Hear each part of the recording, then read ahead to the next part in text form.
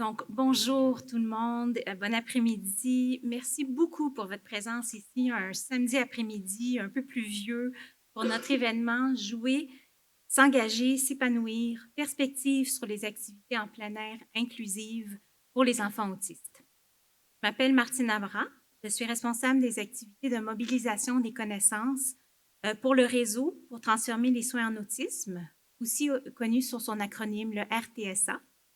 Je serai la modératrice de l'événement aujourd'hui et au nom d'APA de Géant et du RTSA, je vous souhaite chaleureusement la bienvenue. Avant de commencer, je tiens à souligner respectueusement que nous sommes aujourd'hui réunis sur le territoire traditionnel non cédé de la nation Kanien'kehá:ka, aussi connu sous le nom de la nation Mohawk. Ce territoire a longtemps été un lieu de rencontre et d'échange entre les peuples autochtones. Nous reconnaissons et honorons la présence continue des premiers peuples, des Premières Nations, Inuit et Métis, partout sur ce territoire.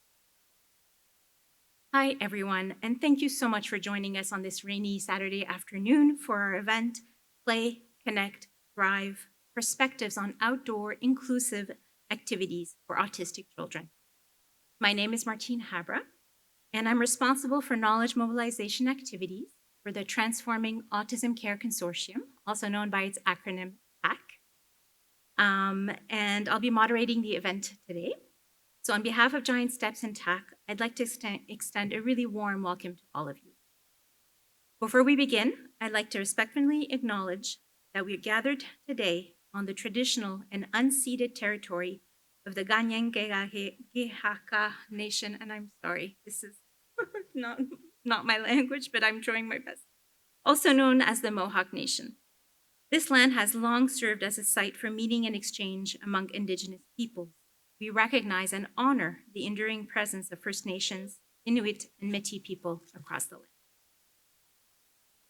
Au niveau de l'horaire, on va commencer cet après-midi par quelques mots d'ouverture. Ensuite, on va passer aux présentations de nos panélistes ici, suivi d'une période de questions-réponses. Nous vous invitons ensuite à participer à une activité de jeu ludique animée par une de nos panélistes, Margaret Fraser. Donc, après avoir entendu parler de l'importance du jeu, vous aurez chance de la vivre.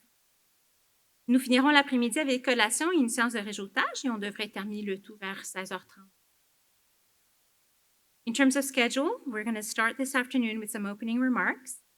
Then we're going to have our panel presentation followed by a question and answer period. We then invite you to join us for a fun play activity that's going to be hosted by one of our panelists, Margaret Fraser. So after hearing about the importance of play, you have a chance to experience it for yourself. We'll end the afternoon with some snacks and a networking session, and we'll wrap up around 4:30 to 5 p.m. Avant de passer au mot d'ouverture, juste quelques petits points d'information que je voulais vous partager. Comme vous avez vu, on va prendre des vidéos et des photos pendant l'événement. Donc, si jamais vous ne voulez pas apparaître dans des photos, veuillez nous aviser. On a mis un espace calme à votre disposition dans un local qui est juste à côté du gymnase ici. Il y a des petites pancartes sur les portes qui indiquent. Donc, si vous avez besoin d'un espace pour recharger vos batteries dans le calme, au besoin, vraiment, sentez-vous à l'aise d'y aller. On vous encourage à applaudir silencieusement par considération pour les personnes ayant des sensibilités sensorielles. Et nous allons présenter aussi au niveau de la langue, il va y avoir des présentations en français et des présentations en anglais, mais vous pouvez vraiment vous sentir à l'aise de poser les questions dans la langue qui vous convient et on va être là ici aujourd'hui pour s'assurer que tout le monde est content. À la toute fin de l'événement, vous allez recevoir un sondage de rétroaction. Vous pourriez donner vos commentaires sur l'événement. S'il vous plaît, complétez-les. On vous encourage. On lit vraiment les commentaires parce qu'on essaie tout le temps d'améliorer ce qu'on fait. So in terms of a few housekeeping points before we start, we're going to be taking, as you know, videos and photos of the event. So please let us know if you have any concern about that. There's going to be a quiet area right off the gym here where there's going to be a sign on the door that indicates it. So you can go recharge batteries there and find a bit of calm if you need it. When you applaud, we're going to be asking you to do it silently like this, out of consideration for people with sensory sensitivity. The presentations today will alternate between French and English, but questions and comments are really welcome in all languages. And we really want to do our best to make sure that everybody here is. And finally, you're going to get at the end of the event a satisfaction survey via email. So please complete it. We always love reading the comments so that we can improve our next events. So, il me fait vraiment plaisir de céder la parole à Alain Baudouin, le directeur général d'Apat Géant. Please welcome to the floor Alain Baudouin, Director General for Giant Steps, for some opening words. Bonjour tout le monde, ça va bien? Merci d'être là. Alors, je suis Alain Baudouin, je suis directeur général ici du Centre d'autisme Apat Géant. Je vous souhaite la bienvenue à l'événement. Je pense qu'on a arrêté la pluie, donc le beau temps s'en vient, donc voilà qui est une bonne nouvelle. Je suis très heureux cet après-midi qu'on prenne du temps ensemble pour, prendre une pause, mais réfléchir, discuter sur le jeu extérieur. Donc, imaginez une gang d'adultes ensemble qui discutent du jeu, c'est quand même puissant, c'est quand même inspirant. Ça soutient aussi la mission du centre ici, du Centre d'autisme Apat Géant, qui est un environnement qui se veut inclusif et surtout qui veut développer d'autres milieux inclusifs partout dans la communauté. Vous savez, le jeu fait partie intégrante des programmes éducatifs. On pense souvent à une école, l'école, apprendre, l'académique, les examens. Ici, à Apat Géant, on joue et on encourage le jeu. On dit que le jeu encourage l'apprentissage, alors certainement qu'aujourd'hui, vous aurez la chance de jouer, mais aussi d'apprendre. Vous savez, le centre Apat Géant est une école d'abord, donc nous accueillons des élèves de 4 à 21 ans. Nous assurons aussi le service d'éducation aux adultes et en employabilité pour les personnes âgées de 21 ans et plus. On a également un centre de ressources et de formation pour toutes les familles, la communauté, les personnes qui expriment vraiment un besoin d'être soutenues à développer des milieux plus inclusifs, les employeurs, nous accréditons des employeurs en milieu plus inclusif. Et nous avons également un pilier de la recherche et de l'innovation pour justement devenir et maintenir notre statut de leader dans le domaine. Alors, merci d'être là. Je vous encourage à participer, à échanger, à dialoguer. Et je remercie tout le monde lié à l'organisation de l'événement. On est samedi après-midi. Je sais qu'il y en a qui ont plein d'autres choses à faire, mais je suis vraiment content qu'on prenne le temps ensemble de jouer. Bon PM à tout le monde. Merci beaucoup. Merci beaucoup, Alain. Donc, là, je vais, en fait, moi aussi vous parler du réseau pour transformer les soins en autisme, le RTSA, de la part de Mayada El-Sabah, qui est notre directrice, qui a pu malheureusement être là aujourd'hui. Donc, juste quelques mots pour, si vous ne connaissez pas le RTSA, pour savoir un peu qui nous sommes.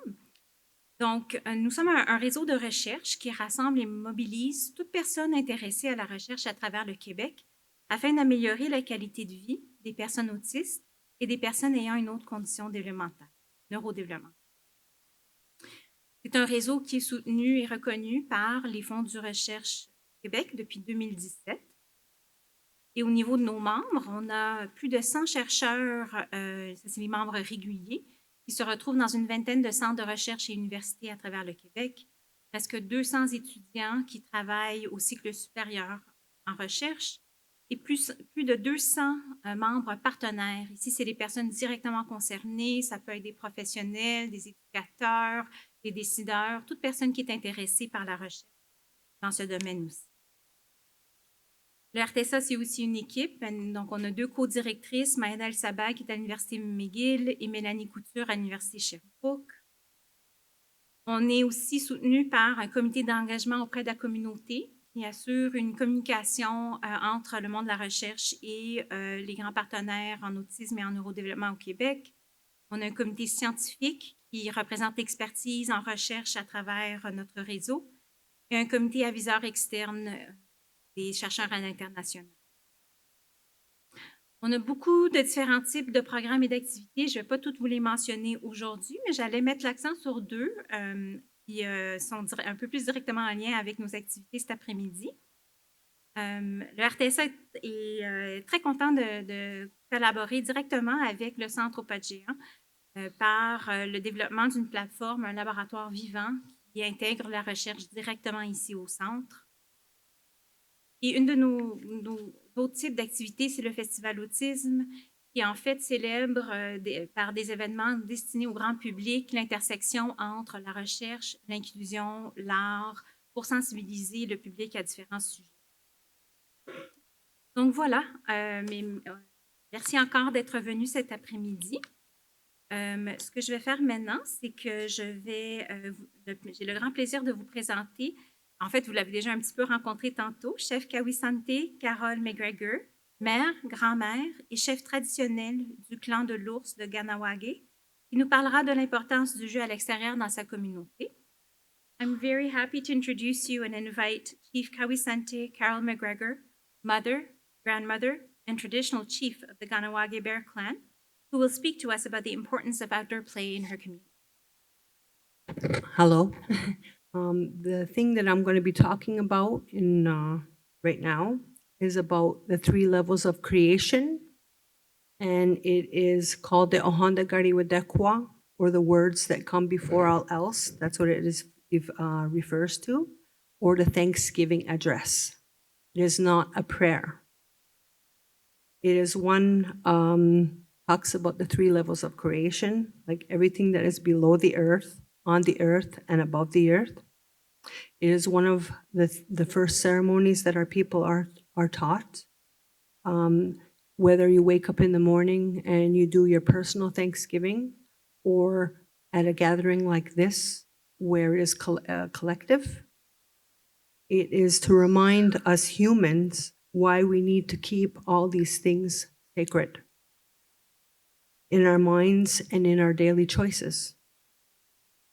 The human animals were given choice by our Creator. Ceremony and law are our guides. Other animals were given natural law and instinct as their guide. Gawizande Yujats Watskarewoge.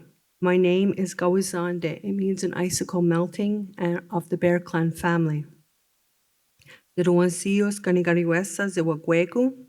Everyone listen for a while. Dietinuwarado ne ungwesua means we give thanks to all the people, the guardians and protectors of Mother Earth. Dietinuwarado ne yetiste nizahadade unzade, we give thanks to our Mother, the Earth, for allowing us to walk upon her and living our life upon her in a healthy way. We give thanks to all the waters, great and small. We give thanks to all the fish life, the protectors of the waters. We give thanks to all the plant life, or all that is green. We give thanks to the insect life, the cleansers of sickness and disease upon creation, as well as the ones that make the soil healthy. We give thanks to all the vegetables, the garden, the corn, bean, and squash. We give thanks to all the fruits, the berries, the strawberry, the raspberry. We give thanks to all the wild animals that give their bodies for food, for their skins for us to wear as clothing, as well as their bodies for tools that we need. We give thanks to all the bird life, the messengers of the Creator. We give thanks to all the big trees and the little saplings, the lungs of our Mother, the Earth. We give thanks to all the 4 winds, or the 4 directions where all you good people come from throughout the earth. We give thanks to our grandfather thunders, the ones that help bring the rains. Yeti Soto Osotunga Garakwa. We give thanks to our grandmother, the moon, the ones that help with the tides, gravity, and the births of the new life. Yeti Nuwaradu Ne Sunkwati Ejekaneka Garakwa. We give thanks to our eldest brother, the sun, the one that helps to make all life possible. We give thanks to all the stars in the sky, our relatives, our ancestors. The ones we give thanks to the one who created us. Ona tionore wakekari wakwani doga tena sunkwa gekaguna izenet zewataka go danu aye zewatara ratsi wakage. Now that I have done the best that I can, if there was anything that was forgotten, I ask that collectively you put it into your minds throughout today, and that I wish you good health on this day. Tony Wanaga. Donc, je vais vous présenter brièvement les panélistes. C'est sûr qu'ils vont vous parler un petit peu aussi eux-mêmes de qui ils sont. Si vous voulez plus d'informations sur notre site web, allez-y. Il y a des liens vers les pages personnelles ou les biographies selon les différentes personnes pour en apprendre un petit peu plus de cette façon. Donc, on va commencer avec Keiko Shikako, qui est professeur à l'Université McGill. Dr. Shikako est titulaire de la chaire de recherche du Canada sur les handicaps infantiles, la participation et l'application des connaissances. Ensuite, on donnera la parole à Thomas Henderson, directeur de la recherche et de l'innovation ici à Pas-de-Géant. Il est aussi le fondateur de l'École dans la nature à Pas-de-Géant et il pourra vous parler de cette expérience-là. Ensuite, on a Kelly Brown-Johnson, une personne représentante des droits autistes et malentendantes, fondatrice de Complètement Inclusif et du réseau des entrepreneurs autistes. Suivra ensuite Ronan McGuire-Johnson, qui est un élève de 3e secondaire à Montréal. Il est autiste, apraxique, doué et a un TDAH. Et il a passé 2 étés en tant que bénévole à l'École dans la nature de Pas-de-Géant. On pourra vous parler un petit peu de ça. Andrew Harvey, ensuite, est architecte paysagiste et spécialiste des terrains de jeu avec la boîte Harvey & Kells à Ottawa. Et il est aussi responsable du design de la cour ici à Giant Steps que vous verrez par la suite. À côté de lui se trouve Louise Delanoy, directrice générale de Jouons dehors Canada et chercheur au sein du groupe de recherche sur les saines habitudes de vie et l'obésité au centre de recherche de CHEO à Ottawa. Et pour conclure, on aura Margaret Fraser, qui est cofondatrice et co-directrice de Métalude, qui se spécialise dans la conception des villes et des environnements urbains inclusifs et propices au jeu. So we're lucky this afternoon to welcome a really passionate group of people who really bring different perspectives on the topic of outdoor play. So I will briefly introduce them, but if you are interested in learning more about each of our panelists, go to our website. We've got links to each of their professional or personal pages. So we'll start with Keiko Shikako, who is a professor at McGill University and holder of the Canada Research Chair in Childhood Disability, Participation, and Knowledge Translation. Thomas Henderson, Director of Research and Innovation here at Giant Steps, and also founder of the Giant Steps 4 School program. Kelly Brown-Johnson is an autistic and hard of hearing self-advocate, founder of Completely Inclusive and the Autistic Entrepreneurs Network. Sitting right next to her is Ronan McGuire-Johnson, a grade 9, secondary 3 student from Montreal. He is autistic, has ADHD, apraxia, and is gifted. And he spent 2 summers volunteering at the Giant Steps 4 School, so he'll be able to talk to you a little bit about that as well. Next to him, we've got Andrew Harvey, a landscape designer, playground practitioner, and certified playground inspector at Harvey Kell and Kells, based in Ottawa. And he also designed the Giant Steps playground at the back here.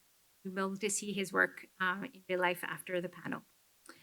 Louise Delanoy, Director of Outdoor Play Canada, is sitting right next to him, and she is a researcher with the Healthy Active Living and Obesity Research Team at the CHEO Research Institute, Ottawa.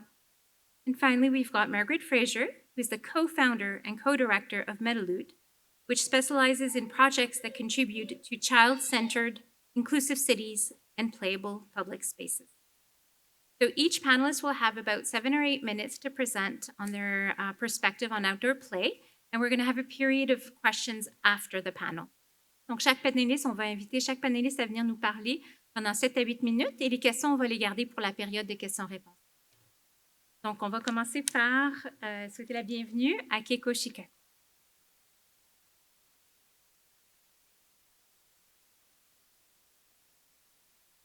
Merci Martine. Bonjour.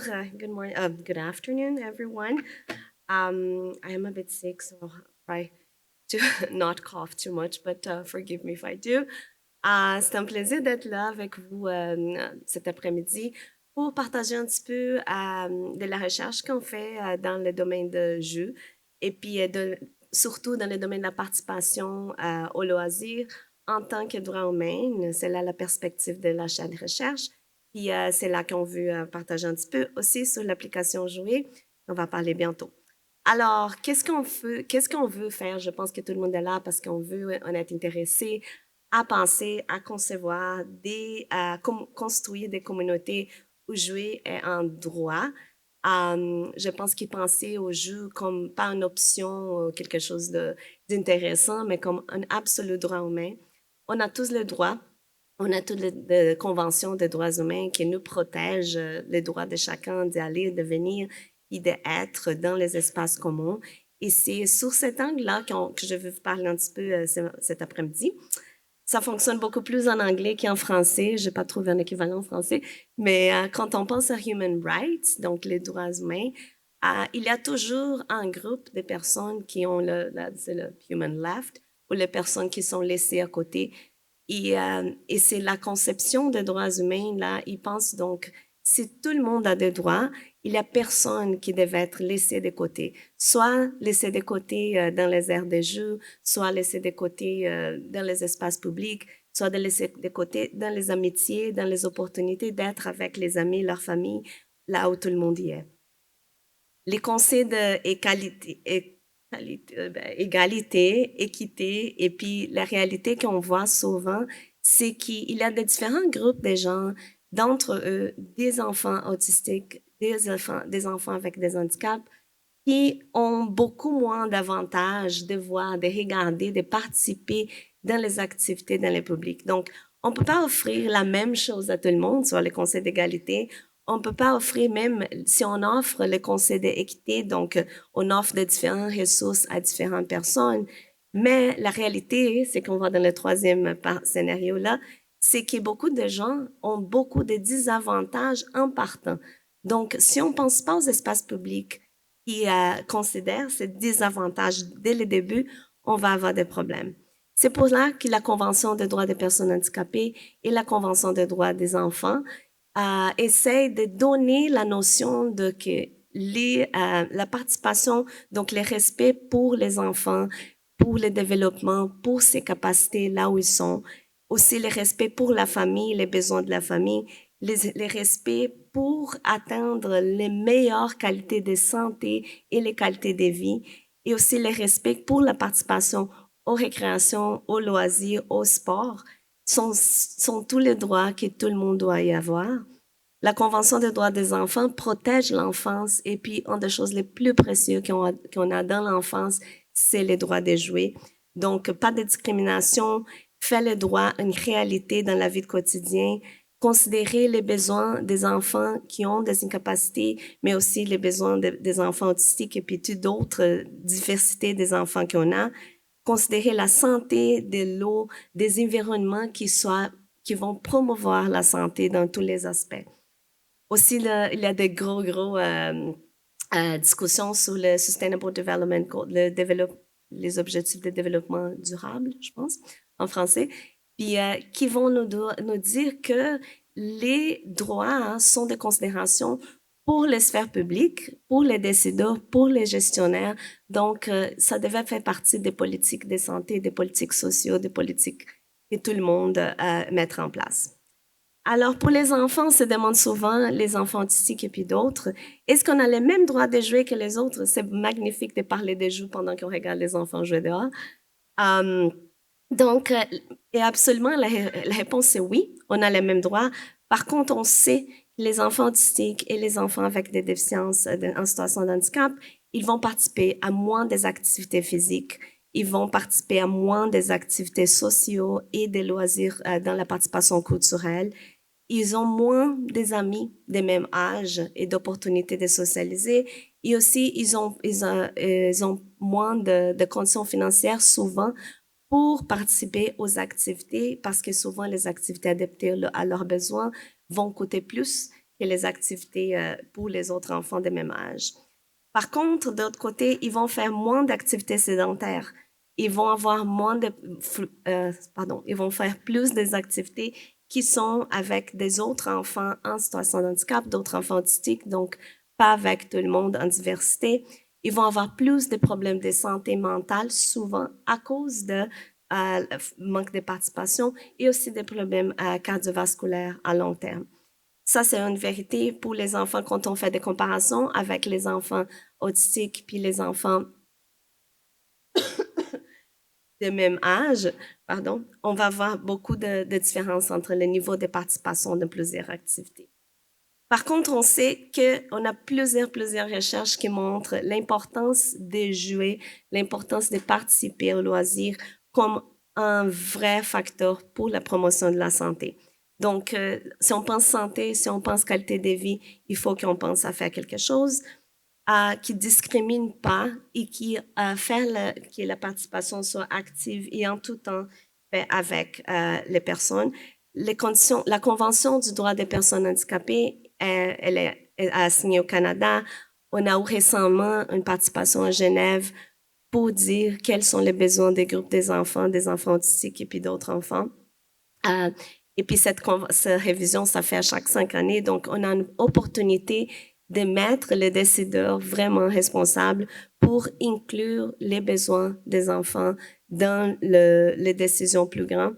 On a eu la participation de Liam puis d'autres jeunes autistiques à Genève et puis à New York pour la Convention de droit, de dire qu'est-ce que c'est important pour eux. Et puis, le message qui était là, c'est que ce qu'on veut, c'est jouer avec tout le monde, c'est participer dans les activités que tout le monde fait.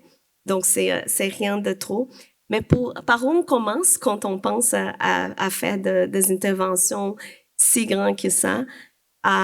Il faut d'abord capaciter les parents. Donc, je vous invite à regarder. On a développé avec plusieurs groupes de personnes le toolkit, le Fun Toolkit. C'est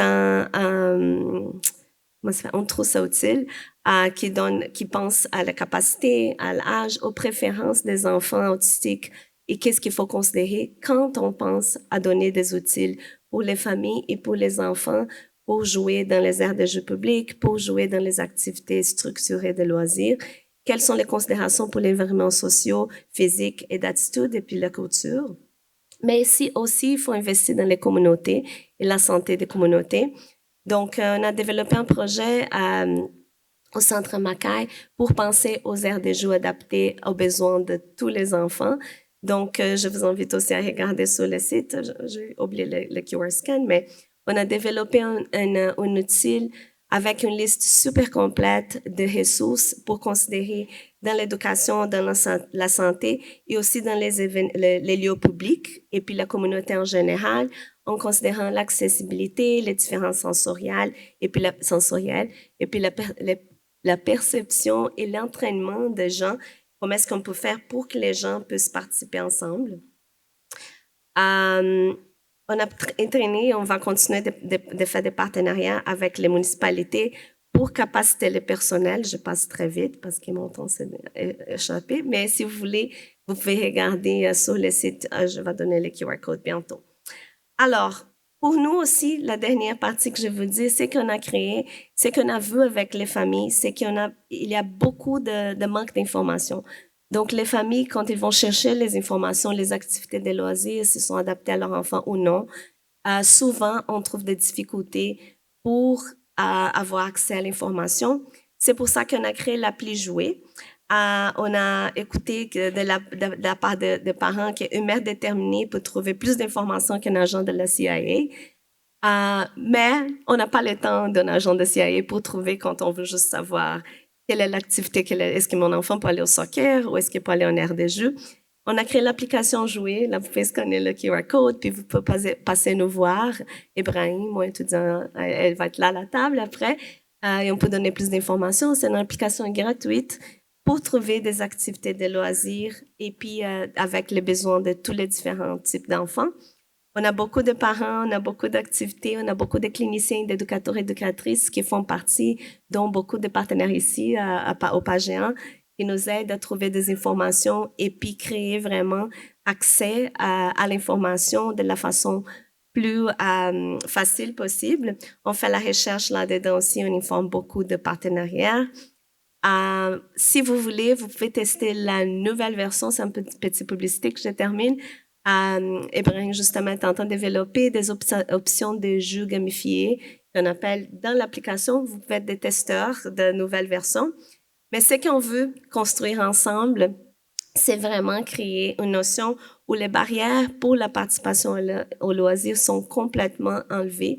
Donc, on n'a pas besoin de fournir des équipements spéciaux ou des politiques qui sont adaptées, mais de créer des politiques qui sont vraiment respectueuses des droits, la notion que si on n'a plus de barrières, tout le monde peut accéder aux aires de jeu également. Merci beaucoup. Il y a beaucoup de gens qui travaillent avec nous, mais je suis contente de prendre des questions, puis il y a des sites web et d'informations après. Merci beaucoup.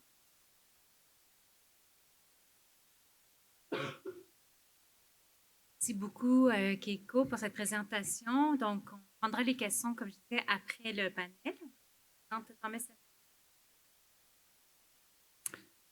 Bonjour tout le monde. Vous m'entendez bien? Oui. Alors, moi, je vais continuer la conversation sur la neuroinclusion dehors, en jeu, mais je veux surtout parler de le jeu en nature, des programmes des Écoles de la forêt et de la nature que j'ai lancé ici à Giant Steps il y a plusieurs années. Mais avant ça, en fait, j'aimerais citer un petit poème que j'ai trouvé récemment de Gary Schneider, un poète américain.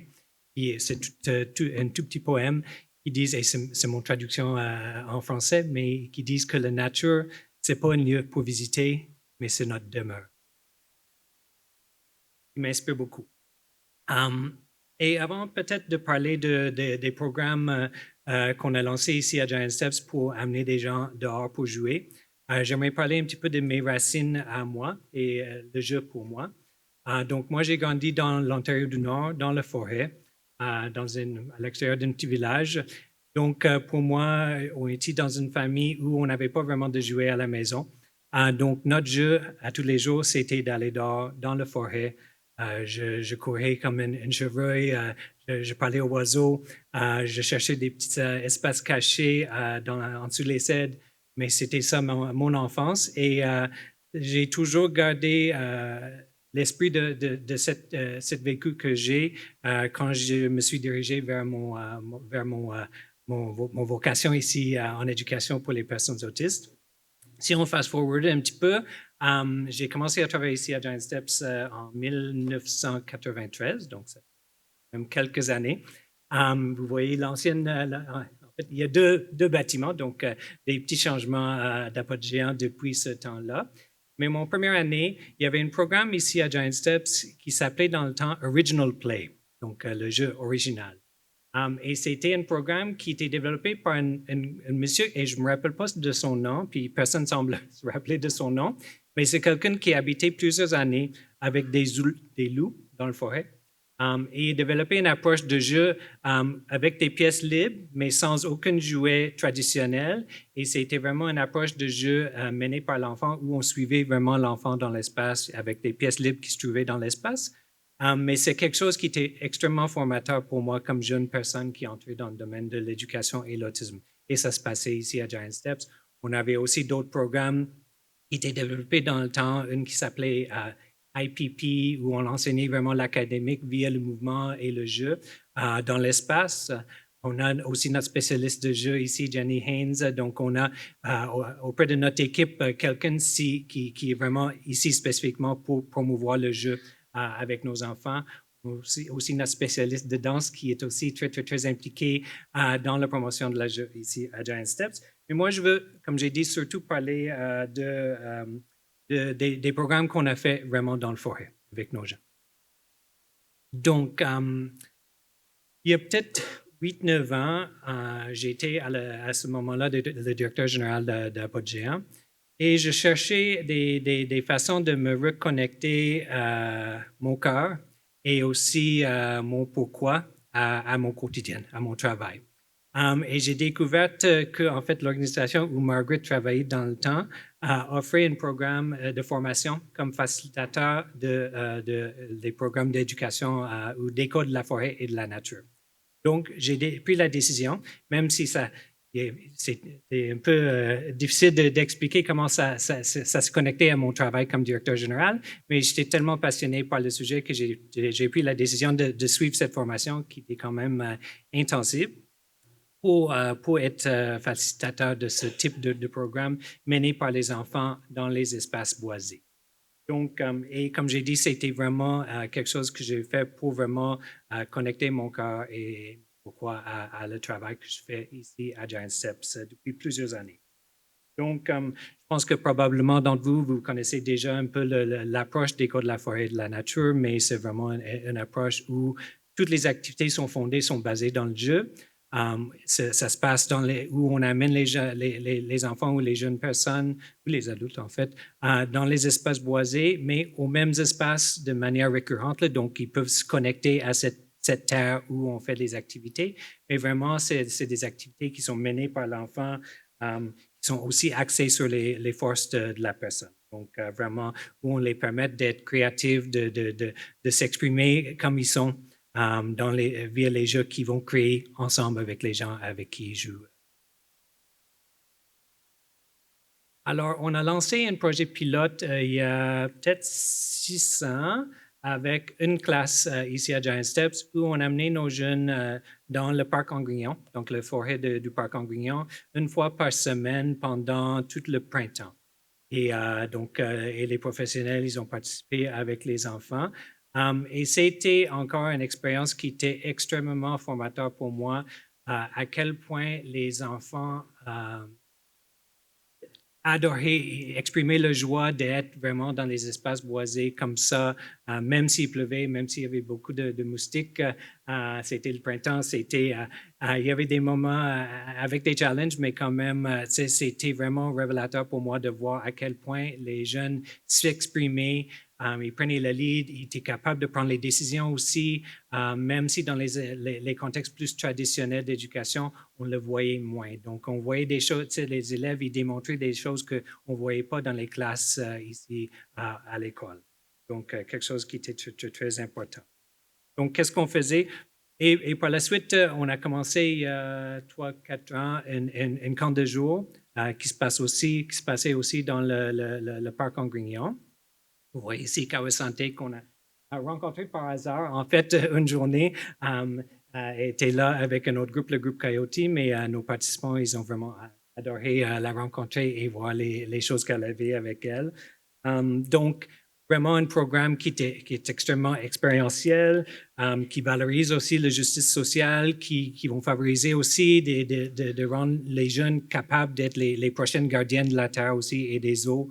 Donc, vraiment, mais aussi de découvrir ensemble, de chercher des escargots, de chercher des insectes. Donc, vraiment de suivre les élèves dans leur découverte du forêt. Aussi, je voudrais mentionner qu'on avait aussi la chance d'avoir Kanosuhun Kevin Deer avec nous à toutes les années, un autre chef de Kahnawake qui venait enseigner aussi à nos élèves des connaissances ancestrales ainsi que des approches pédagogiques des premiers peuples. Donc, de vraiment intégrer les approches qui sont fondées dans les approches des premiers peuples dans le programme qu'on avait. Je suis très contente aussi de reconnecter avec Kawasante aujourd'hui. Donc, moi, je vais surtout partager des images aujourd'hui et peut-être quelques anecdotes, là, mais vous voyez ici que notre base camp, là, donc où on se trouvait à tous les jours. Donc, on a trouvé des matériels. Ça, c'est l'été passé ou 2 étés où il pleuvait quasiment à tous les jours. C'était un été assez épouvantable, mais quand même, on a eu énormément de fun avec beaucoup de boue, mais voilà. Mais vraiment, c'est une expérience. Et cette année, il n'y aura pas des codes de la forêt qui vont se faire dans le cadre du 15 jours, mais on va continuer à développer ces programmes, soit pour les élèves qui sont inscrits ici, mais aussi pour les gens de la communauté. Mais ça donne une idée de qu'est-ce qu'il y avait là, notre camp quand il pleuvait. Mais c'était vraiment l'idée aussi de donner des opportunités qui étaient non contraignantes pour les jeunes pour aller jouer. Donc, où il était sécuritaire, mais pas sous-contrôlé. Donc, vraiment de trouver cette balance-là entre la prise de risque et aussi de garder les jeunes en sécurité. Donc, vraiment de trouver cette balance-là. Aussi, où il y a beaucoup d'imprévisibles, même pour les jeunes qui ont la tendance à vouloir être capable de prévoir qu'est-ce qui s'en vient. Donc, c'était une découverte ensemble. Je vais peut-être vous donner un exemple. En fait, le premier groupe qu'on a fait dans le premier camp de jour, c'était un groupe d'ados. En fait, il y avait 16 ans et plus, donc ados et adultes. Et ils sont venus dans notre espace dans le forêt. Et la première activité que j'avais mise sur l'horaire, on garde quand même un horaire là, pour trouver cette bonne balance entre une structure et une approche non structurée. Mais la première chose, c'était, allez, vous avez 1 heure ou 2 de temps libre pour explorer la forêt, découvrir les terres où on était. Et tous les participants, ils ont gelé. Ils ne savaient pas quoi faire. Mais, donc, il fallait inviter, montrer quelques exemples, etc. Mais le lendemain, ils étaient tout de suite capables d'aller tout seuls découvrir eux-mêmes dans les espaces. Donc, c'était un autre exemple pour moi qui était vraiment révélateur à quel point nos jeunes sont souvent surveillés et sans option de vraiment pouvoir explorer, s'autodéterminer dans leurs activités et dans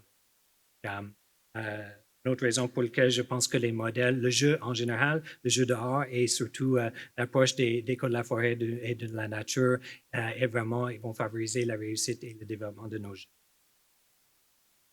Donc, ça fait la promotion de la connexion de soi là, avec nous-mêmes, mais aussi avec les autres. Donc, c'est les relations qui se développent dans ce type de contexte sont vraiment différentes de ce qu'on voit ici encore dans les classes traditionnelles. C'est aussi encore en exploration, comme j'ai dit, de former les prochaines gardiennes des terres et des eaux, mais aussi de pouvoir encore prendre des risques d'expérience la joie, d'expérimenter la joie vraiment librement. Je pense que pour tous les enfants, soit autistes ou non, c'est des choses qui sont universelles, l'intérêt dans les insectes, le pouvoir de faire la chasse, de chasser nos amis, de grimper dans les arbres, etc. Donc, prochainement. OK, je vais aller rapidement. Donc, encore aussi avec beaucoup de créativité. Quelques autres derniers exemples. Donc, je pense que la chose qui m'inspire le plus avec ces approches-là, c'est vraiment de voir comme on dit en anglais, wonder, l'émerveillement, oui, c'est ça, des jeunes et d'avoir accès à ces opportunités-là qui sont souvent plus restreintes pour cette population, c'est très important. Donc, encore de trouver la liberté vraiment de jouer comme ils veulent. Je donne souvent, peut-être un dernier exemple, des adultes à qui je parle de ça. Je les donne l'exemple parce que les personnes autistes, les autistes, souvent, ils sont plus libres de s'exprimer, de ne pas s'inquiéter des points de vue des autres. Mais je demande les gens souvent de se demander si un hélicoptère te droppait en plein forêt et tu es tout seul, personne ne te voyait, le seul objectif pour ta journée, c'était de jouer comme tu veux. Imaginez à quel point ça peut être weird et freaky, mais à quel point vous pouvez expérimenter aussi la joie quand vous êtes vraiment, vraiment libre à jouer comme vous. C'est un peu ça l'idée de ces types d'approches. Donc, je vais sauter peut-être rapidement. Juste un mot sur aussi tout l'aspect sensoriel des espaces boisés. Donc, pour les personnes qui ont des sensibilités sensorielles, je pense qu'il n'y a pas une meilleure salle sensorielle qui existe dans le monde que le forêt. Donc, c'est vraiment quelque chose de spécial. Mais c'est un très bon exemple d'un jeune participant qui aimait beaucoup l'espace boisé mais qui détestait le son des oiseaux. Donc, il fallait quand même des accommodements dans cette situation. Et il n'aimait pas que ses souliers devenaient sales. Donc, il fallait porter des bottes d'hiver. Et quand il était sur une surface où il pouvait protéger ses souliers, il était capable de changer pour ses souliers. Mais bon, il y a toujours des accommodations ou des accommodements à faire, mais voilà, je pense que c'est peut-être la dernière chose que j'aimerais dire sur les espaces boisés. Et encore, trouver la joie.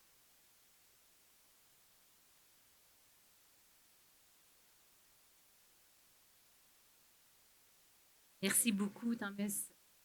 Merci beaucoup pour ces magnifiques photos, vraiment. Je vais maintenant céder la parole à Kelly, qui va vous parler plus personnel.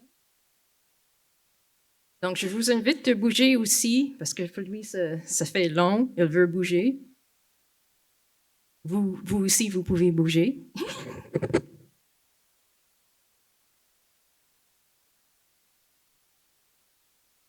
OK.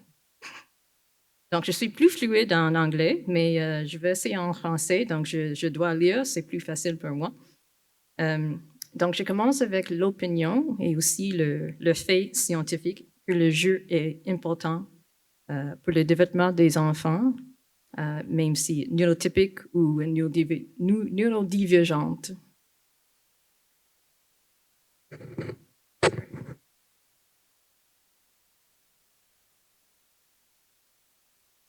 Donc, quand un parent vient d'avoir un diagnostic de son enfant, tout à coup, ça coupe. Nous sommes offrés des services en premier, ou plus réalistes, nous sommes menés sur une liste d'attente pour les services, mais quand même, il y a des services privés, et les services et les thérapies, ça coupe le temps de jeu d'un enfant. Donc, le problème pour moi, quand je cherchais un gardien pour mon fils, il y avait toujours des gens qui disaient, moi, je suis formée en éducation spécialisée, je suis formée en comportement, je peux vous offrir la thérapie en même temps.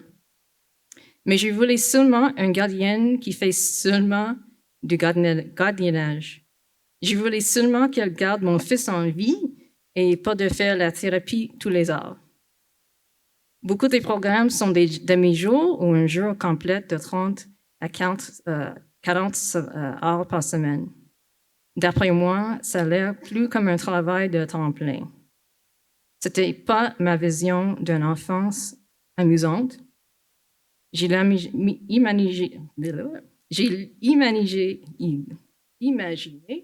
imaginé comme courir partout et se salir, et sauter dans des flaques d'eau, faire des tas de boue, attraper des grenouilles. Plus comme ma propre enfance. Et quand ils grandissent, se déplacer en groupe dans le quartier à vélo ou voler des bonbons du dépanneur. Et pour que cela arrive, il faut valoriser le fait de laisser les enfants jouer et surtout jouer sans surveillance constante.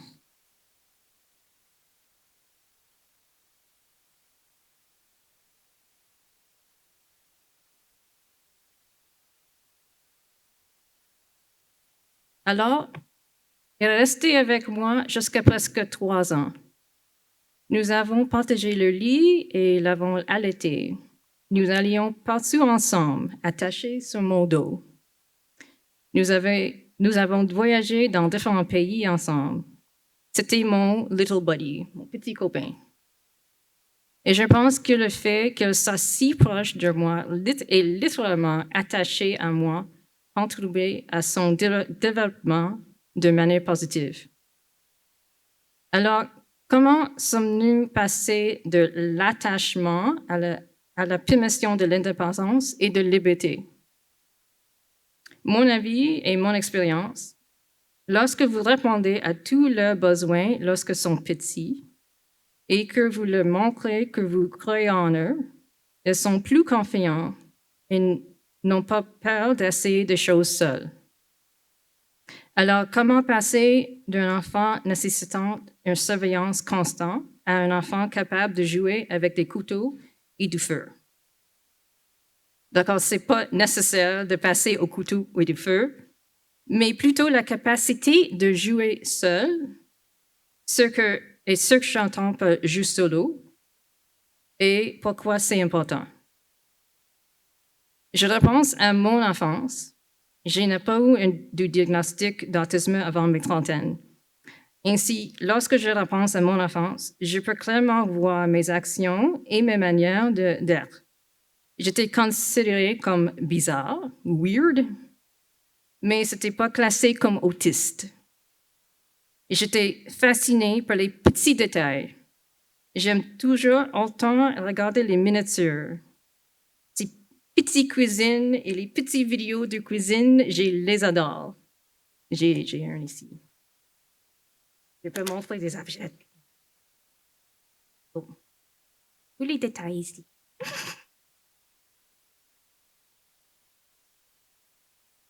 C'est une petite télévision.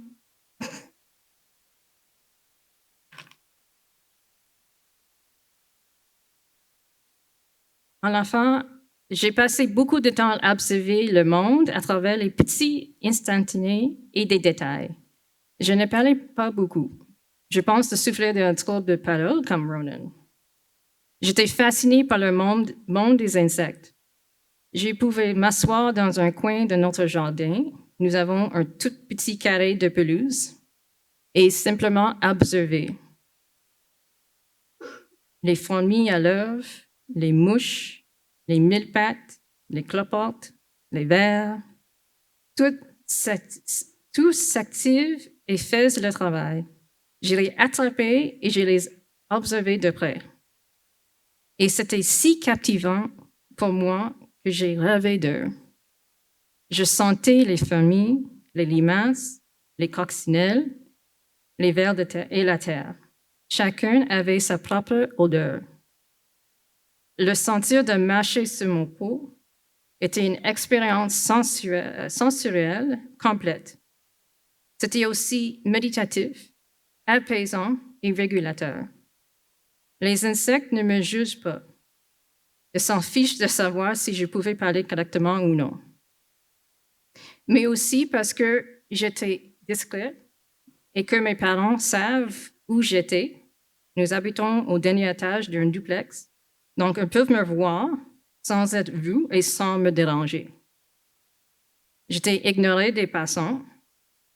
J'étais pratiquement livrée à moi-même. C'était donc merveilleux. Et mes parents étaient doués de m'encourager dans tout ce que m'intéressait. Alors, j'avais des livres sur les insectes, j'avais des microscopes, j'ai lisé l'encyclopédie. Tout ce que je pouvais apprendre, je faisais. Ma façon de jouer ne semblait donc pas normale, pas du tout. Et des enfants et des adultes me jugent à cause de cela. Mais c'était incroyablement bénéfique pour mon développement personnel. Pouvoir m'entourer pleinement de mes sens et intérêts sans interruption me permettait de concentrer pleinement sur quelque chose, tout en me sentant maître de la situation et en ayant confiance en mes connaissances. Quand mes lacunes en compétences sociales étaient compensées par les reconnaissances de mon intelligence. C'était presque une bonne chose, mais pas totalement, que je n'ai pas été diagnostiquée enfant. Car en tant qu'autiste, nos capacités et notre intelligence sont presque toujours les premières choses remises en question quand nous ne les exprimons pas de manière traditionnelle ou nous ne parlons pas. Quand j'ai joué avec des autres, mais encore une fois, loin des regards des adultes, je me souviens une fois où j'étais dans un parc. Je suis allée sur la glissade à l'ombre.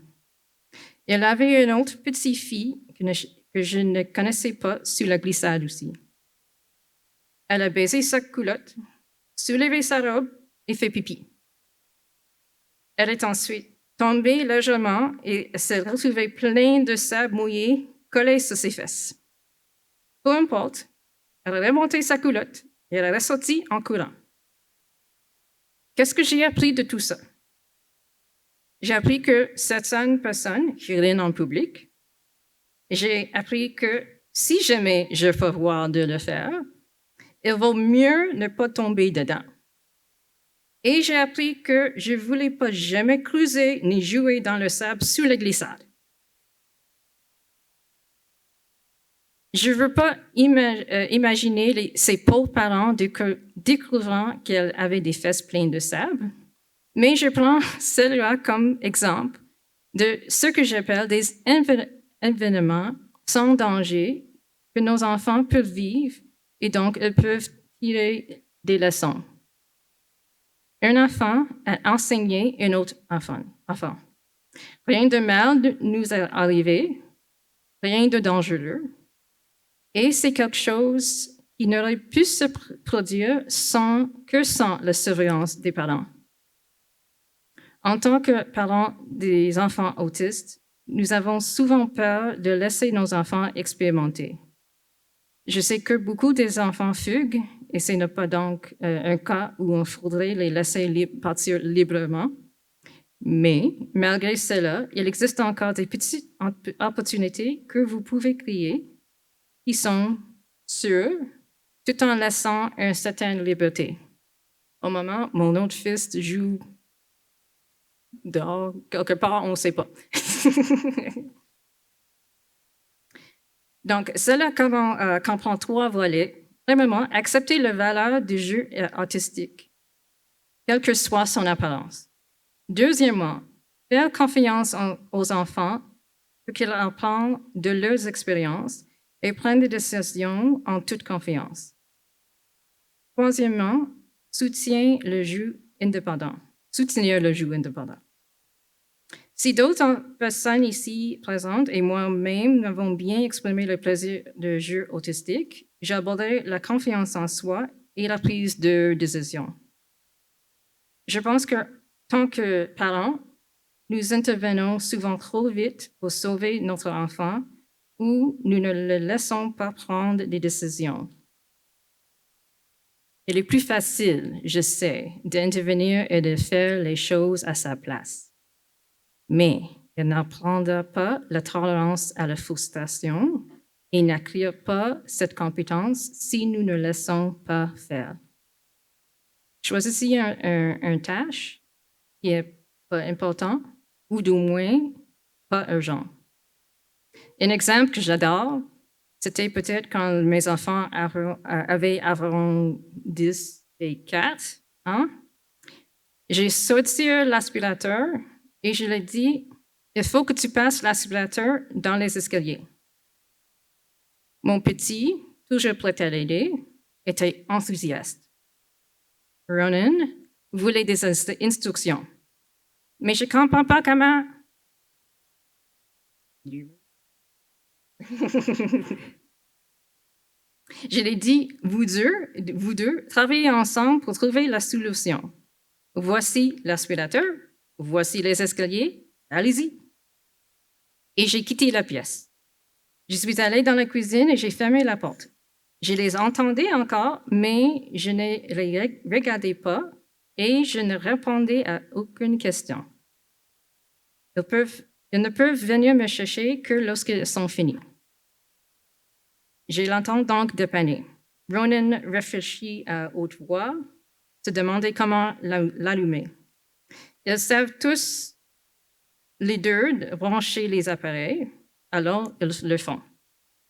Quand elle allume enfin la machine, Keegan est effaré par le bruit et Ronan va donc chercher le casque anti-bruit.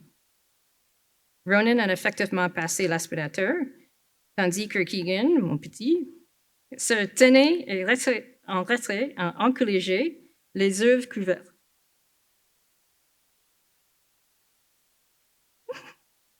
Il était super fier d'eux et sont venus me chercher. Alors, quand je suis allée voir, je lui ai demandé s'il avait terminé et s'il était satisfait du travail. Nous avons répété ce scénario en développant les étapes suivantes. Ils ont commencé à pointer du doigt ceux qui avaient oublié un endroit. Ainsi, non seulement ils apprennent mutuellement, mais cela devient une compétition. Jusqu'à ce que chacun soit capable d'effectuer la tâche du début à la fin de manière autonome et de juger par eux-mêmes de la qualité de leur travail. Si moi j'estime que ce n'était pas suffisant, je révise moi-même pendant qu'ils sont à l'école.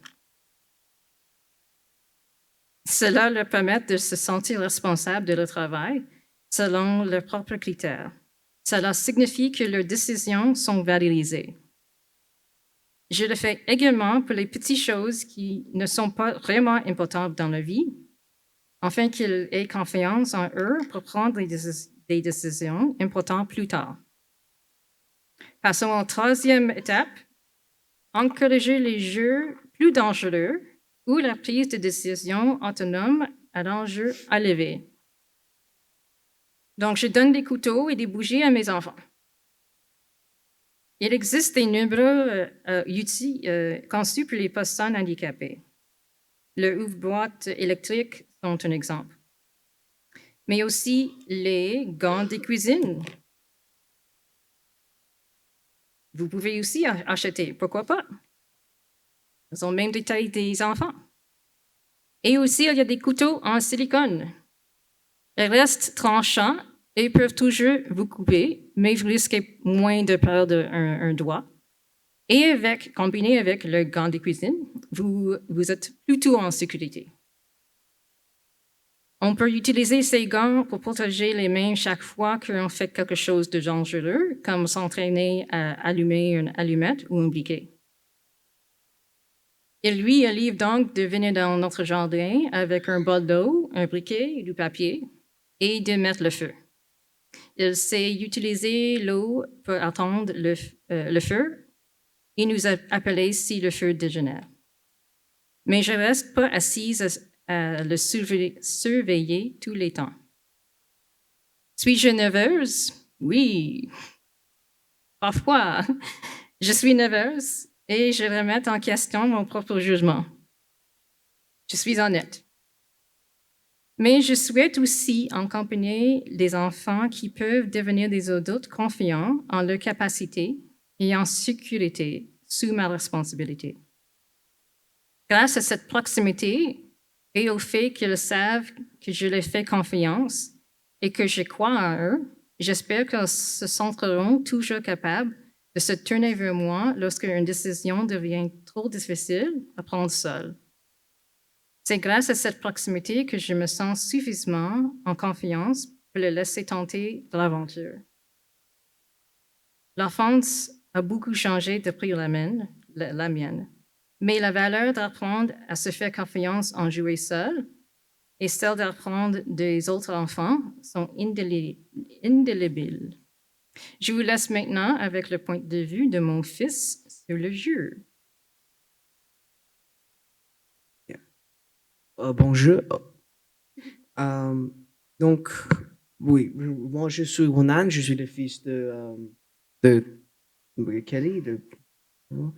Donc, je veux parler de mon expérience au camp forestier. Comme Thomas a dit, il y a le camp forestier de Thomas. J'étais là, j'étais un bénévole pour les 2 étés. Donc, j'ai supervisé les enfants là-bas. Et donc, aussi, j'étais un élève à Giant Steps. Avant de ce bâtiment, j'étais plus... Le vieux bâtiment. Donc, ce bâtiment est nouveau pour moi. Oui, donc, mes réflexions sur le comportement des enfants à le camp forestier, là, les enfants, qu'est-ce que j'ai vu, c'est que la structure sur les camps forestiers, c'est comme Thomas a dit, c'était ils ont eu besoin de structures pour guider les enfants à ne pas être gelés comme poésie ou quelque chose. Oui. Donc, mon importance du jeu, c'est l'importance du jeu dehors. Mais c'est important de jouer dehors. Chez Giant Steps, j'ai utilisé la bicyclette, j'ai monté les playground, j'ai monté sur tous ces exercices. J'étais là depuis j'ai eu 4 ans, c'était bien. Oui, c'est important de jouer dehors pour de nombreuses raisons, citées par ma mère, citées par les autres adultes. Donc, quand je joue dehors, j'ai dit normalement je suis comme plus introverti, je joue plus seul. Oui, je joue avec les défauts jeux et les défauts utiles. Non, tout seul parce que je n'aime pas quand les autres enfants ils volent des choses ou c'est comme choses comme ils ont pas compris ou ils cassent des choses que je suis en train de faire. Donc, des choses.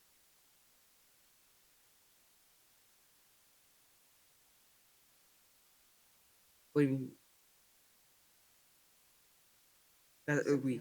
Donc, oui, c'est ça, le jeu vidéo, c'est important. C'est, oui. Donc, oui, c'est ça mon avis sur le jeu vidéo. Merci beaucoup à Kali et Ronan pour ces perspectives très personnelles sur le jeu, l'importance du jeu autiste et le rôle que ça a joué dans leur vie. Donc, je ne sais pas, parce que j'étais ici, on va peut-être encore une fois les remercier. Merci encore à vous deux. Donc, je vais maintenant inviter Andrew Harvey à venir prendre la parole. Andrew, do you want to come here? Bonjour tout le monde. Alors, je suis Andrew Harvey, directeur de Harvey & Kells. On est situé à Ottawa. Notre entreprise a été fondée en 2000 par mon collègue Peter Kells. Et on spécialise en sécurité et accessibilité, aussi que inclusivité des aires de jeu. Je suis diplômé et j'ai d'expérience comme architecte paysagiste, donc on offre aussi des services d'architecture de paysage. Mais ma rôle dans la ferme et tous les travaux qu'on fait, je suis plutôt un praticien des aires de jeu qu'un architecte paysagiste. Donc, on travaille presque uniquement sur le design des cours d'école et des consultations avec des architectes paysagistes aussi que des fabricants des équipements de jeu. Et aujourd'hui, avant de commencer uniquement ou plutôt spécifiquement des activités en plein air inclusifs pour des enfants autistes, je préfère de commencer avec nos fondamentaux dans notre entreprise. Et la question qu'on commence avec chaque fois qu'on fait un design ou chaque fois qu'on saute sur un design, c'est quel est le but fondamental d'une aire de jeu. Et pour nous autres, le but, c'est d'offrir un espace à haute valeur ludique, with very high play value. Et c'est ça qu'on essaie de faire ici à Giant Steps. On a eu l'opportunité de faire un design pour le cours ici. Et c'est quand même petit. Je ne sais pas si vous êtes au courant de tous les zone de circulation libre et la zone de protection et revêtement, etc., dans une cour d'école ou dans une aire de jeu, mais c'est quand même limitant. Alors, tout cet espace-ci, on a fait tout qu'on pourrait pour ajouter le plus de valeur ludique que possible. Et dans cette photographie, on voit sur la gauche une petite pente, on s'appelle ça en anglais un corduroy bridge, avec des escaliers qui montent jusqu'au bout de la butte, puis il y a un glissoire. Et l'autre bas, il y a plutôt des équipements de jeu qui stimulent des facultés vestibulaires et proprioceptives, dont des spinners, des balançoires, des cocoons, etc. Mais la valeur ludique, pour nous autres, c'est une mesure de la manière dont l'espace de jeu répond aux besoins de développement des enfants. Et je vais montrer une couple d'exemples maintenant d'endroits où on trouve beaucoup de valeur et pas nécessairement beaucoup. Ici, à gauche, on a une balançoire sous-coupe et à droite, une balançoire à harnais. Et selon vous autres, quelle a plus de valeur ludique? Lève vos mains pour la balançoire sous-coupe. OK? Et la balançoire en harnais? OK. Ouais. Alors, celle-ci, la sous-coupe, c'est quand même accessible pour tout le monde. Parce qu'une chaise roulante, par exemple, ça peut aller jusqu'au bout de la sous-coupe, puis on peut sortir de notre chaise roulante. Il y a place pour plusieurs personnes, pas juste une personne, comme 3, 4 différentes personnes peuvent jouer avec. Puis, je ne sais pas si vous avez déjà essayé de l'utiliser, une sous-coupe comme ça, mais c'est quand même lourd. Donc, vous avez besoin d'un travail d'équipe pour vraiment activer puis l'utiliser. Le harnais accessible, il y a de valeur ludique aussi, c'est sûr, et c'est bon pour quelques personnes, mais celui-là, ça a besoin plus d'aide, plus de facilitation des autres gens pour vous aider à montrer dans le harnais, surtout à cause de la harness itself, ça tombe des fois sur votre tête, etc. Donc, c'est difficile. Puis, il n'y a pas un travail d'équipe avec celui-là, c'est surtout pour une personne à la fois. Deux autres exemples, celui-ci, un pont à glissière surlevé et un pont à glissière terrestre. Qui pense que celle surlevée a plus de valeur ludique? Une personne? OK. Et celle à la droite? On n'est pas sûr. Mais je commence avec celle à la droite ici. C'est sur la terre. Il n'y a pas de choses à monter. Il n'y a pas vraiment un moyen de sauter là-dessus puis aller vraiment vite. Celle à gauche, il y a deux petites plateformes, juste comme 30 cm au-dessus de la surface de revêtement. Ces deux petites plateformes-là donnent l'idée, donnent la sensation d'être un petit peu surlevé. Et juste comme ça, on n'a plus de valeur ludique parce que tout à coup, c'est comme on n'a pas juste le moyen de traverser la glissière. On peut aussi imaginer que on est Indiana Jones qui traverse avec un pont ou quelque chose, ou Spider-Man, où la terre c'est lava, etc. Donc, juste avec des petites touches comme ça, avec des plateformes, on peut commencer de montrer la valeur ludique dans un parc ou une cour. Et ça, c'est un autre exemple. Ça, c'est Zipline. C'est beaucoup plus de sensations vestibulaires dans cette forme de design-ci, donc ça va plus vite. Puis, ça, ouais, beaucoup plus d'opportunités pour imaginer puis jouer avec. La prochaine question qu'on on pose quand on fait un design d'un cours comme celui-ci, c'est quoi un défi, un challenge? C'est un risque qu'un enfant, dans le contexte d'un cours d'école ou dans une aire de jeu, c'est un risque qu'un enfant peut voir et choisir de prendre ou non. Ici, il y a un exemple d'un grimpeur en bûche avec un tunnel. Alors, on peut voir que c'est pas plat, qu'il y a un défi, qu'il y a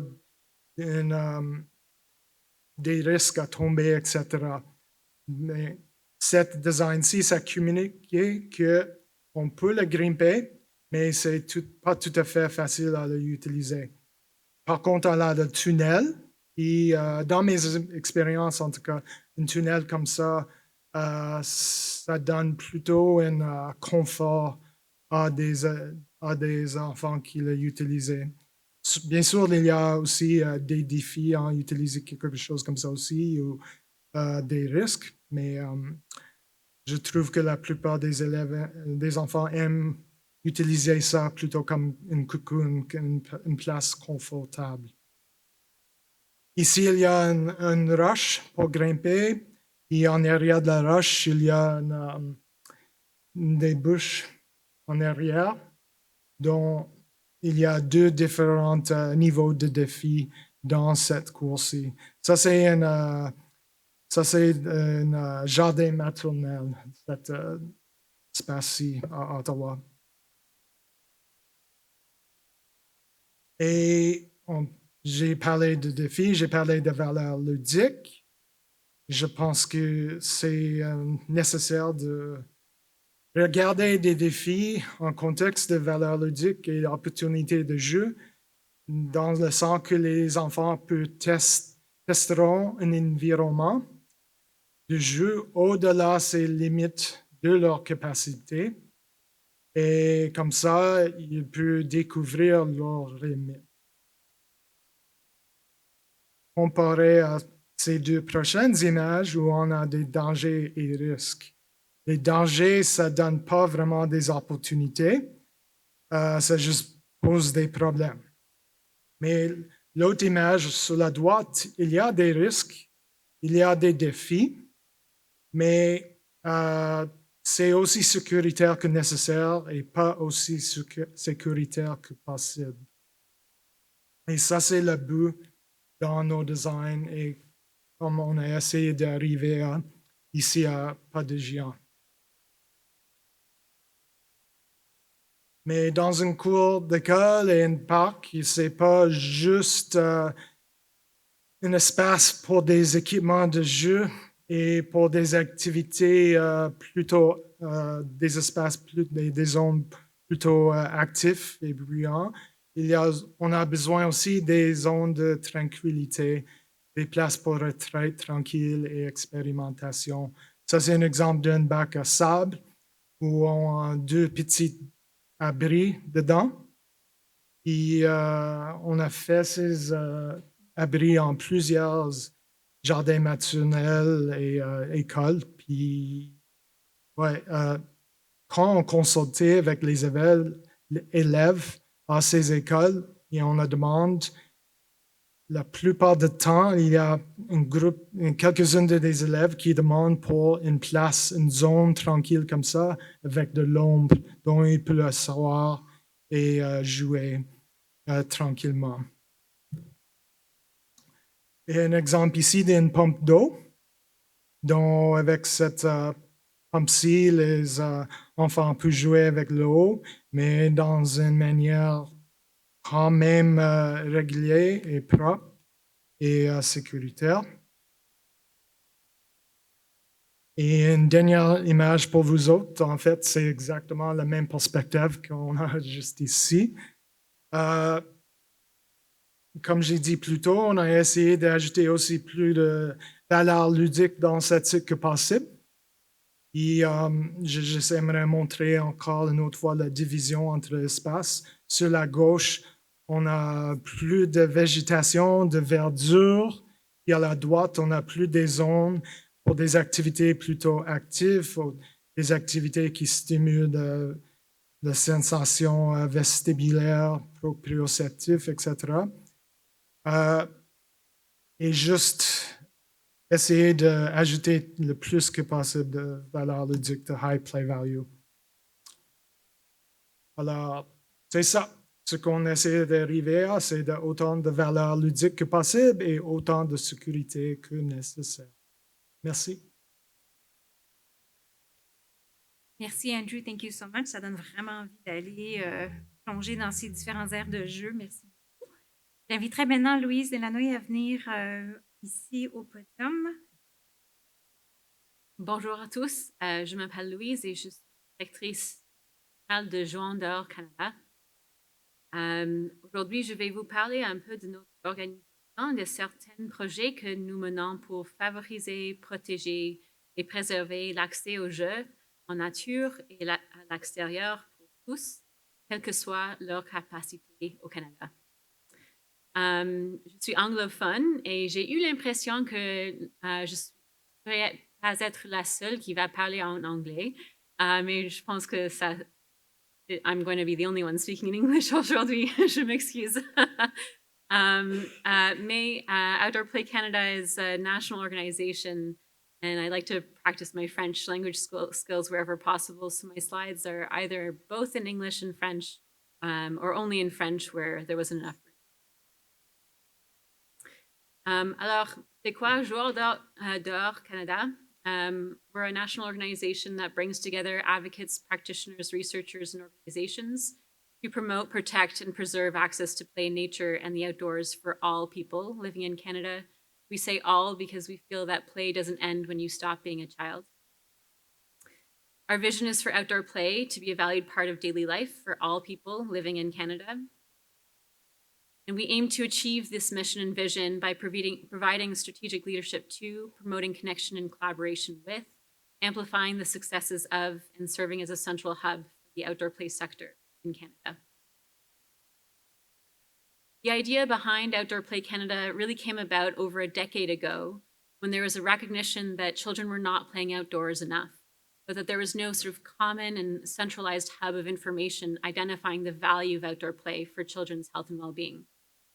And so a few researchers across Canada pooled together the best available evidence, published 2 systematic reviews in which they identified that when children are outdoors, they move more, sit less, and play longer, that they learn how to balance risk, heard about risk, with their ability to keep themselves safe, that these behaviors are associated with a number of physiological benefits, including improved blood pressure, cardiorespiratory, and musculoskeletal fitness, and that when children are outdoors and engaging in outdoor play, they improve their resiliency and their self-regulation and their ability to manage stress.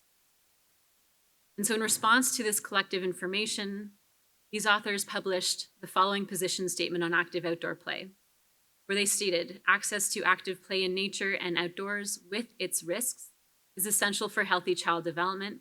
We recommend increasing children's opportunities for self-directed play outdoors in all settings, at home, school, in childcare, the community.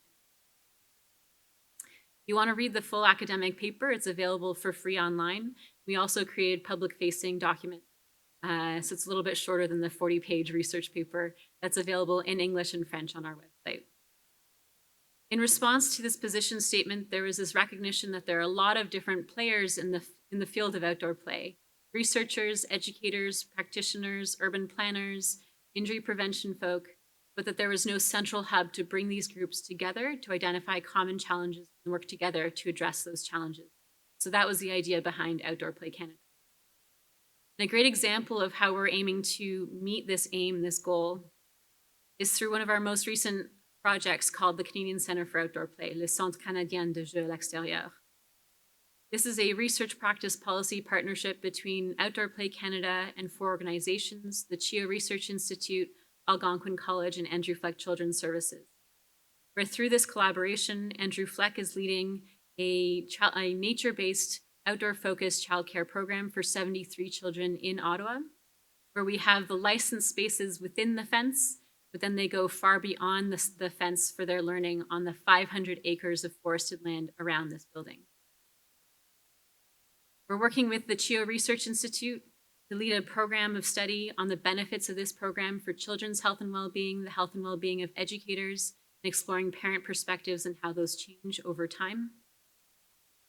At Algonquin College, we're leading a number of professional development opportunities, including the recent launch of the framework on nature-based early childhood education.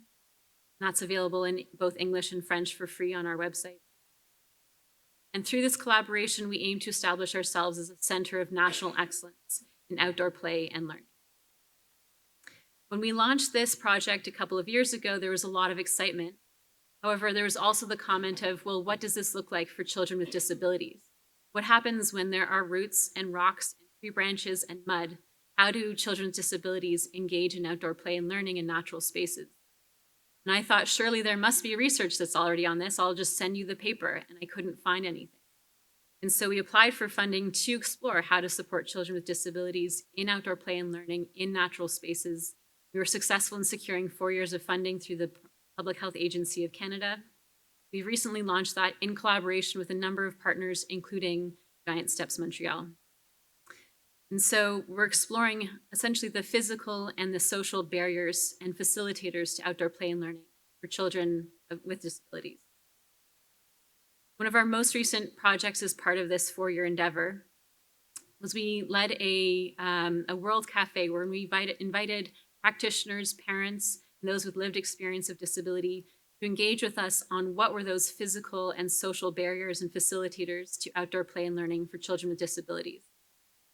What we found was that natural spaces allow for more flexibility and allow for true child-led free play and learning.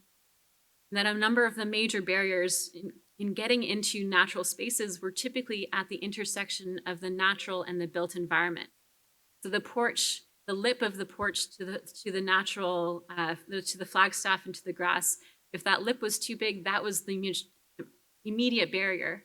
But once the children were actually in the forest, there were far fewer barriers that were identified. We also identified that within the social environment, adults play a key role in supporting children in getting outdoors. They can serve as either the gatekeepers or the conduits and the facilitators. And so communication is very important between parents and educators to address concerns and collectively identify solutions. And overall, what we've been finding is that children with disabilities can and want to get outdoors. And so understanding disability and how outdoor play can be adapted and be more inclusive is key to facilitating that. Another project we're leading, because in September 2025, it'll be 10 years since that original position statement was published, was creating a 10-year update. We were making this update global in scope and inclusive of all ages, because again, we feel that play doesn't end when you stop being a child. We're exploring we have an international leadership group with representatives from every continent. We're exploring a number of different themes in relationship to active outdoor play, including human rights and policy and community connections and partnerships. It's within these two contexts that we're specifically exploring the role of disability and inclusion and access, and what are those, again, those barriers, facilitators in relationship to active outdoor play. This is perhaps a shameless plug, but we're releasing that updated position statement on September 25th, 2025 at our summit in Ottawa. It's not too far. I just drove from there. So I invite you to come join us to celebrate this 10-year anniversary, all of the work that's been happening in Canada and internationally. There's a lot of learning that happens, and of course, a lot of play. It's typically a very good time. That, I thank you very much for your time. Thank you so much, Louise. I'll invite now Margaret for the last panel presentation for today. Allô tout le monde? Moi aussi, j'ai un peu besoin de bouger. Donc, je vais juste bouger un peu pour moins bouger puis moins m'éloigner du micro pendant que je parle. Mon nom, c'est Margaret Fraser. Je suis co-directrice de l'organisme Métallude et je suis une grande passionnée du jeu depuis mon 5e année de l'école primaire. Pourquoi pas avant? Mais en 4e année, je suis arrivée chez moi puis j'ai annoncé à ma mère que je décrochais de l'école parce que j'y apprenais rien. C'était plate. Puis, en plus, me baigner tous les jours dans ces dynamiques sociales qui avaient comme aucun sens, mais honnêtement, ça me faisait mal. Ma mère, elle a eu le privilège de pouvoir me dire « OK, on trouve d'autres choses à faire ».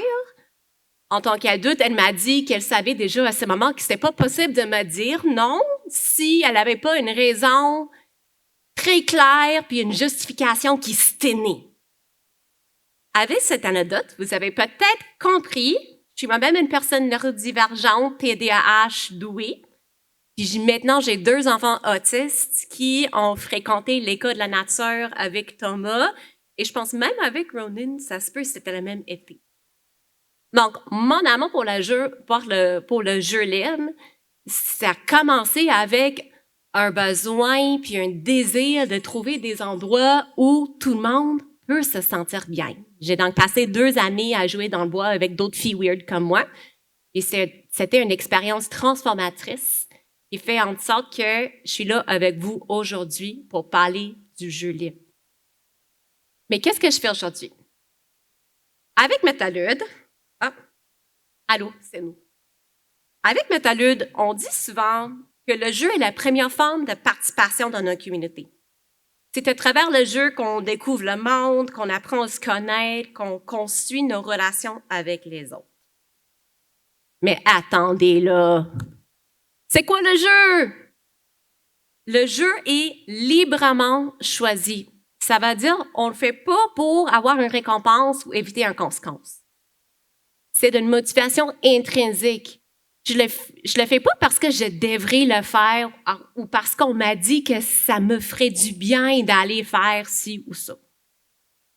Puis c'est mené par l'enfant, comme je pense que Louise a dit aussi, je crois que le jeu, ça continue toute la vie. Donc c'est mené par la personne qui joue.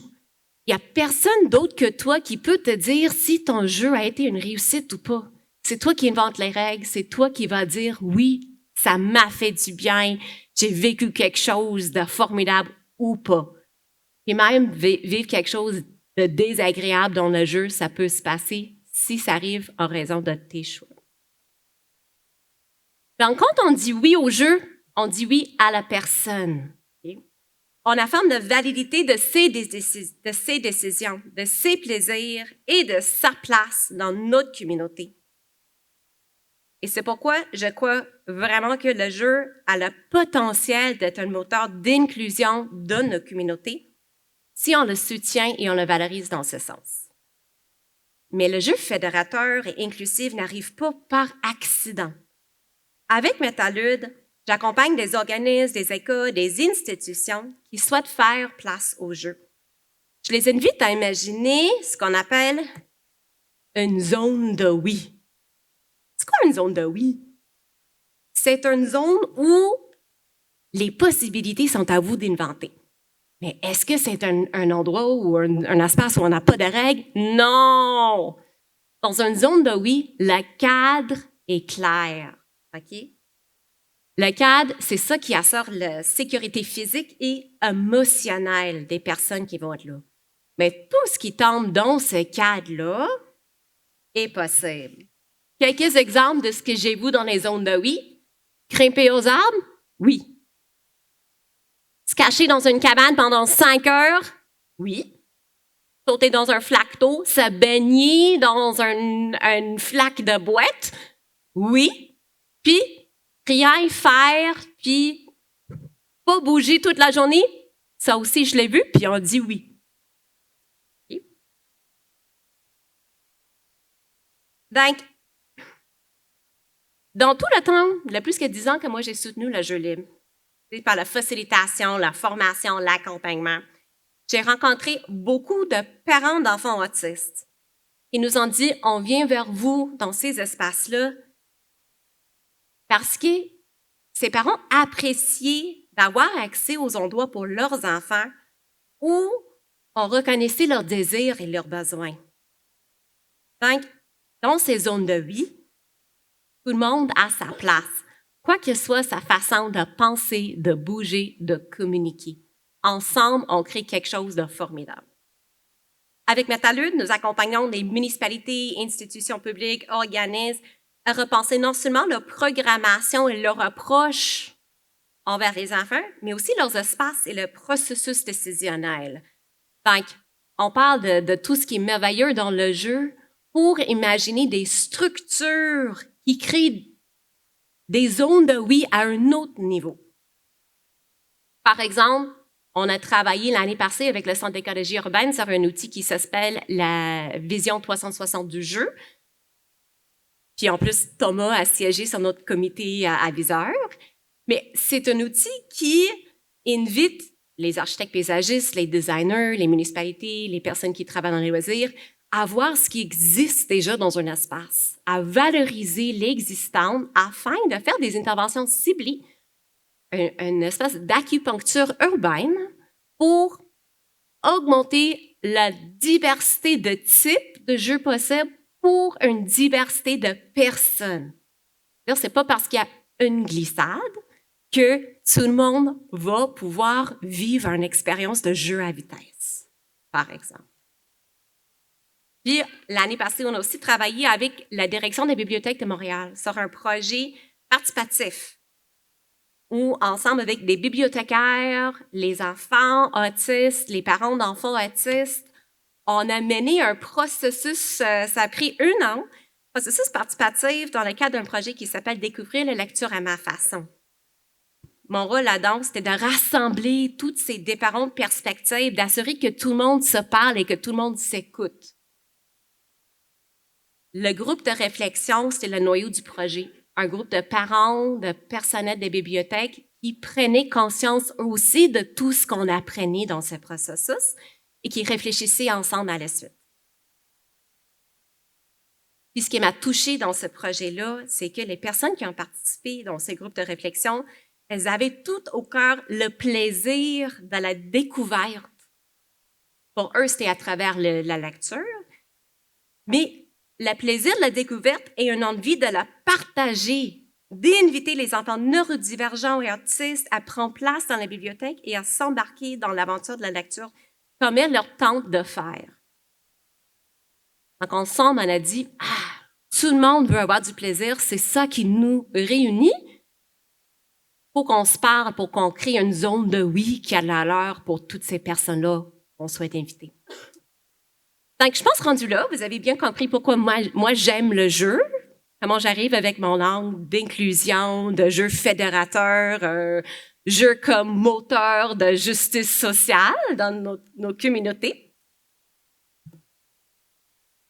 J'ai donc envie de vous partager quelques astuces. C'est une liste de ce qu'il faut pour jouer.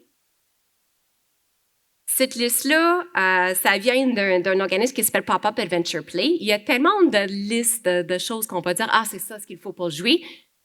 Mais j'ai choisi de vous partager ça parce que je pense que quand on parle du jeu autiste, c'est ces éléments-là qui sont la base. Puis chacun entre nous, on a notre place là-dedans parce que c'est des éléments qui relèvent de notre société, de chaque personne ici, chaque personne dans notre communauté.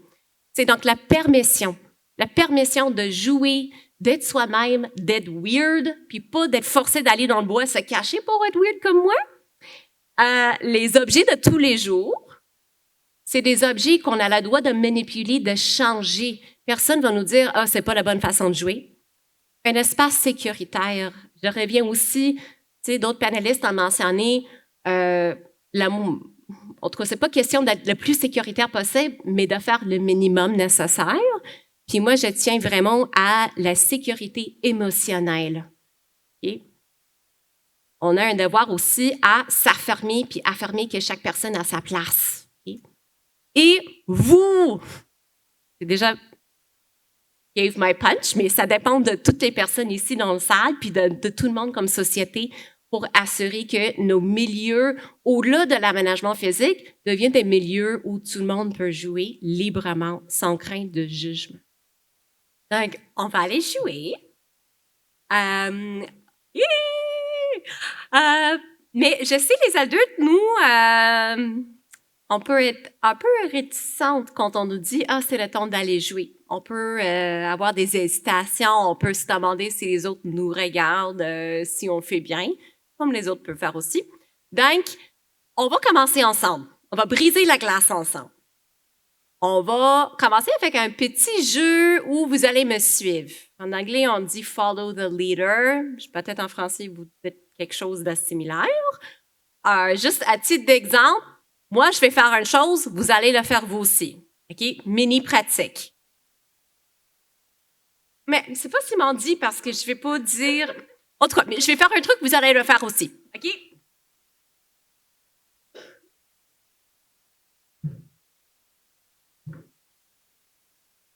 Wow, vous comprenez rapidement. OK, là, on va continuer, mais on va le faire dehors. Donc, je vais vous demander, en moment, mettez vos manteaux. Si vous avez quelque chose que vous aimeriez mettre pour être bien à l'extérieur, ça serait le moment. Puis, on va faire une file. Et moi, je vais mettre à la porte en arrière là, à l'entrée de la cour d'école. Donc, je vais savoir que vous êtes prêts et prêtes, quand vous serez habillés comme vous voulez et dans une ligne en arrière de la salle, moi, je vais me mettre devant la porte. Est-ce que les consignes sont claires? OK. On y va.